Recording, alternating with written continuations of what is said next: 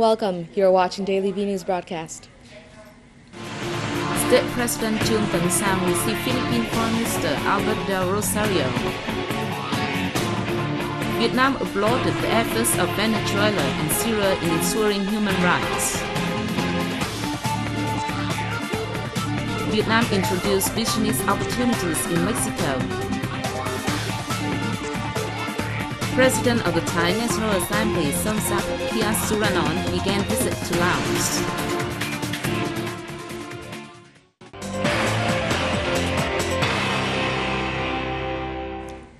State President Ttxvn hosted a reception on October 7th for Filipino Foreign Minister Albert De Rosario. The foreign minister is currently in Hanoi attending the 6th meeting of the Vietnam-Philippines Commission for Bilateral Cooperation. President Sang congratulated the Philippines on its achievements in national construction and development and affirmed that Vietnam attaches importance to strengthening friendship and comprehensive cooperation with the Philippines. The state leader said he is pleased with the two nations' similar views on the EC issue, which focus on peace, security, maritime safety, observing international law and the 1982 United Nations Convention on the Law of the Sea. President Sang told his guests that he plans to pay a state visit to the Philippines in the near future and hopes the visit will create a momentum for bringing bilateral relations to a new level. For his part, Minister Albert Del Rosario said he believed that the results of the 6th meeting of the Vietnam-Philippines Commission for Bilateral Cooperation would contribute to enhancing friendly ties between the two nations. Regarding EC issue, the minister affirmed that the Philippines also wants to settle the disputes through peaceful and multilateral negotiations and on the basis of international law. Earlier, Vietnamese Foreign Minister Phạm Bình Minh and the Filipino counterpart Del Rosario co-chaired the 6th meeting of the Vietnam's-Philippines Commission for the Bilateral Cooperation. At the meeting, the two sides reviewed and evaluated the outcomes of the implementation of agreements reached at the 5th meeting held in the Philippines in 2008 and the Vietnam-Philippines Action Program for the 2007 and 2010 period. They set out orientations and measures to promote cooperation in specific areas, including the early signing of the Vietnam-Philippines Action Program for the 2011-2016 period, with a view to continuing to carry out the joint statement on bilateral cooperation framework in the first 25 years of the 21st century and the following period. The two sides exchanged views on international and regional issues of mutual concern and agreed to increase coordination at regional and international forums, especially within the ASEAN cooperation framework. At the end of the meeting, the two foreign ministers signed a memorandum of understanding. The two sides agreed to convene the next meeting in the Philippines in 2013. Also on October 7th, State President Ttxvn received President of the Japan-Vietnam Friendship Parliamentary Alliance, Takebe Tsutomu. Mr. Takebe thanked the Vietnamese state and people for their support, both materially and spiritually, to the Japanese people in overcoming the aftermaths of the earthquake and tsunami in March. He expressed his pleasure at the continuous development of the Japan-Vietnam relations and pledged to contribute further to the enhancement of these ties in the years to come. President Sang spoke highly of Mr. Takabe's contributions to the development of friendly and cooperative relations between the two countries. The state leader also appreciated the Japanese government and people for provision of more official development assistance to Vietnam, though the country Japan is focusing on recovery and restructure after the twin sister.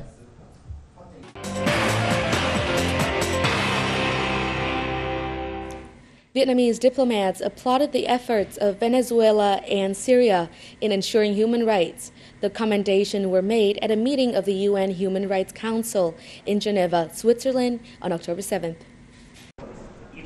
While delivering a speech on Venezuela's human rights situation, Ambassador Vũ Dũng, head of the Vietnamese delegation to the United Nations, World Trade Organization and other international organizations in Geneva, spoke highly of its achievements in economic development, education, healthcare, clean water supply, ensuring social security, reducing social inequality, and accomplishing the United Nations Millennium Development Goals. He also recommended Venezuela to adopt measures in order to strengthen the law-governed state and democracy, reduce poverty, enhance social equality, and ensure food security for all citizens. Earlier, a Vietnamese representative also praised Syria's endeavors to ensure human rights, especially in economics, social affairs, and culture. The representative welcomed the country's joining in international conventions on human rights, as well as its commitments to conduct political reform.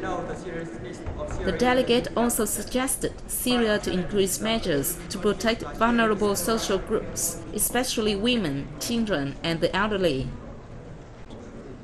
The Vietnamese Embassy to Mexico and the Ministry of Economic Development of Nuevo Leon State have co-hosted a seminar in Monterey City to introduce business opportunities in Vietnam. As many as 150 local enterprises took part in the seminar. Vietnamese Ambassador to Mexico, Lê Thanh Tùng, made a brief presentation on Vietnam's major economic achievements, as well as the country's open foreign policy and solutions to control inflation and stabilize the macroeconomy. Meanwhile, Vietnamese Trade Councillor Hoàng Anh Dũng highlighted Vietnam's economic development and trade relations with foreign countries, including Mexico, and the flow of foreign direct investment into the Southeast Asian country. He also introduced Vietnam's policy and measures designed to attract foreign investment. In 2010, two-way trade between Vietnam and Mexico reached $835 million, of which $43.5 million came from trade revenues between Vietnam and Nuevo Leon State. A workshop was held in the East Flanders province of Belgium on October 6th to introduce the economic development and prospects of Vietnam. Almost 60 Vietnamese and Belgian officials, along with leaders of local businesses, attended the event.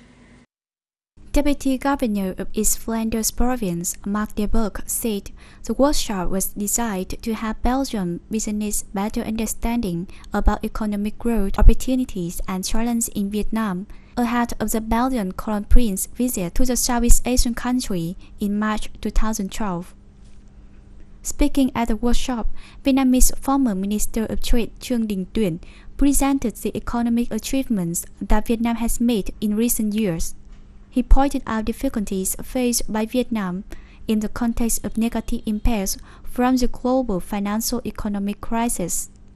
Tuyển also expressed his hope that Vietnam will continue to attract investors from the European Union, including those from Belgium.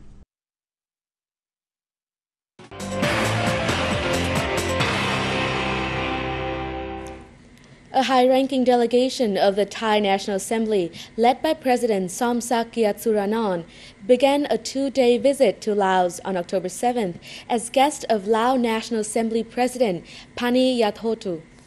Right after his arrival, Somsak Suranon held talks with his Lao counterpart Pani Yathotu. He expressed her belief that the ongoing visit will contribute to enhancing the friendship and cooperation between the two nations. The Lao leaders spoke highly of the cooperation between the two parliaments and expected that the two sides will step up bilateral cooperation in the years to come. Somsak Suranon, who is also Speaker of the House of Representatives, said the visit aimed to share experience with Lao legislative leaders and create a foundation for cooperation between the two legislative bodies. He voiced his wish that the two sides would continue to accelerate the implementation of agreements signed by the two governments, especially the deals in trade, investment, human resource development, energy, and infrastructure.